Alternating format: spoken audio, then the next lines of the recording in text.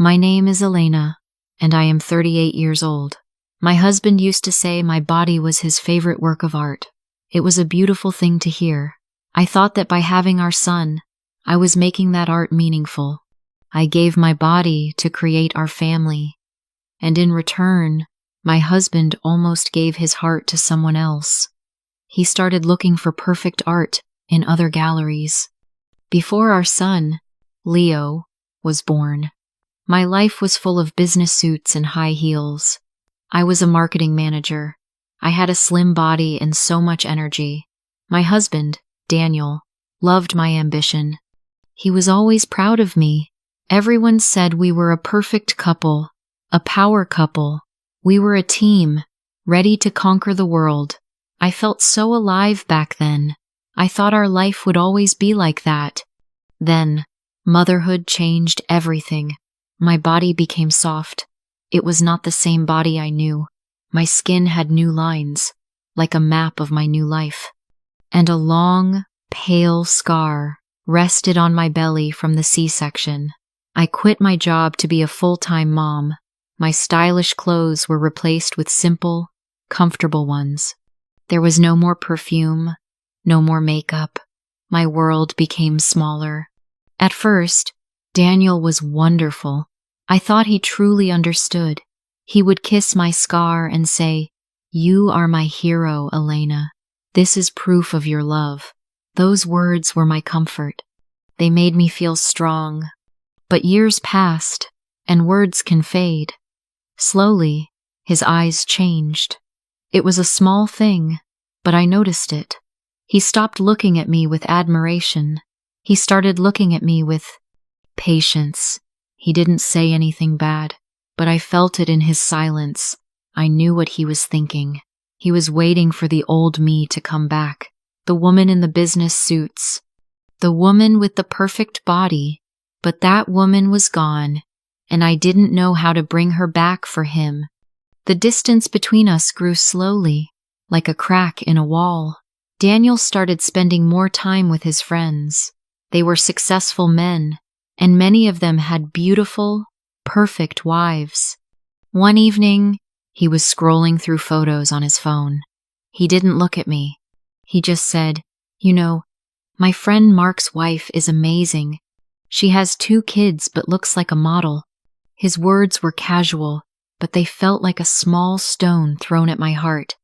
I felt a sting of pain, but I pushed the feeling away. I whispered to myself, "He's just talking. He doesn't mean it. He knows I am trying." I wanted to believe he was still the same good man. I started going to the gym. I tried to eat healthier. I did it for him, for us. But mostly, I did it for our son, Leo. I wanted him to have a complete family, with a mother and a father who loved each other. I held on to that hope. Then, one night, the hope started to break. Daniel came home late. I smelled something strange on his shirt. It was a sweet perfume, a woman's perfume. It was not mine. I tried to keep my voice steady. "What's that smell?" I asked. He frowned. He didn't look into my eyes. I danced with a client at the company party. "Don't be silly," he said quickly. His voice was annoyed. I knew he was lying. It was a clumsy lie. And for the first time, a dark cloud of suspicion entered my mind. That night, I could not sleep. I went to the bathroom and stood in front of the mirror. I looked at my body, at the soft belly, the tired skin. I gently touched my scar. It didn't feel like a hero's mark anymore. It felt like a sign of failure. I just stood there in the quiet darkness, looking at the sad, tired woman in the mirror. Who was she? After that night, small arguments started. They were like little fires, burning the peace in our home. Daniel went out more often. He always came home later and later. He always said he was with his friends. One Friday evening, he stood at the door. He was already dressed to go out. "I'm going out with David," he said. "His wife just left him. He needs a friend."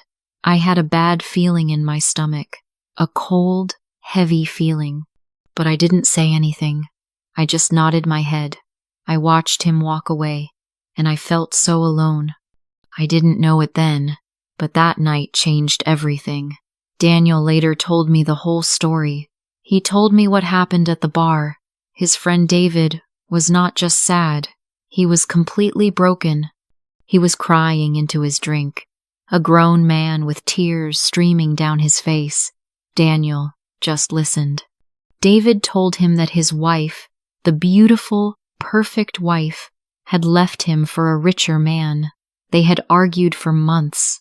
She was beautiful, Daniel, David said, his voice thick with pain. But she never cooked a meal for me. Our house was always empty and cold. She only cared about shopping, parties, and looking pretty. The house help did everything. We became strangers in our own home. Daniel said he just sat there, listening to his friend's heartbreak. Then, David looked at Daniel. His eyes were red and full of regret. He put his hand on Daniel's shoulder. "You are so lucky, man," he said. "Elena is a diamond. She is a real partner. She gave up her career for you. She takes care of your son. She makes your house a home. My wife, she was just beautiful glass, easy to look at, but empty and cold inside." Daniel told me that David's words hit him like a train. Suddenly, he saw everything clearly. He saw his own foolishness. He saw the treasure he had at home, the treasure he was about to lose. He told me he left the bar immediately. He didn't even say goodbye to David.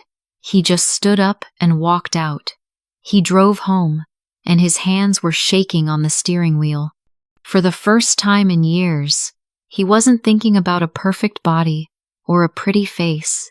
He was thinking about me, and he finally saw what a terrible fool he had been. While I was waiting at home, lost in my sad thoughts, the front door opened. It was Daniel. My heart jumped when I saw him. He was holding a large bouquet of red roses, my favorite flower. His eyes were red and swollen. I had never seen him look like that. He walked slowly towards me. He didn't say a word. He just came to the sofa where I was sitting and knelt on the floor in front of me.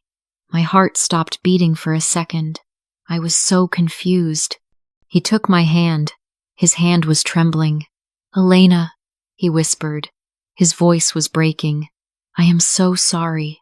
I was blind. I was a complete fool." Tears started to run down his face. "I compared you to other women. I was angry that you changed.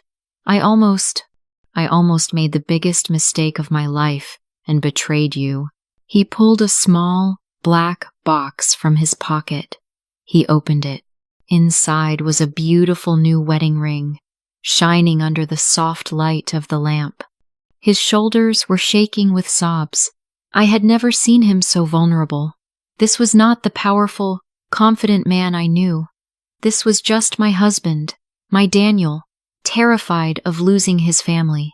He looked like a lost little boy. In that moment, all my anger disappeared.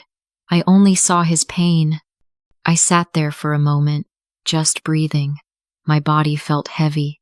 Then, my own tears began to fall.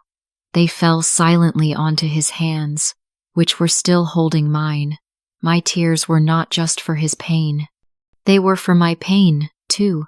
I cried for all the lonely nights, for all the hurtful comparisons, for the woman in the mirror I didn't recognize anymore. But my tears were also tears of relief. The truth was finally out in the open.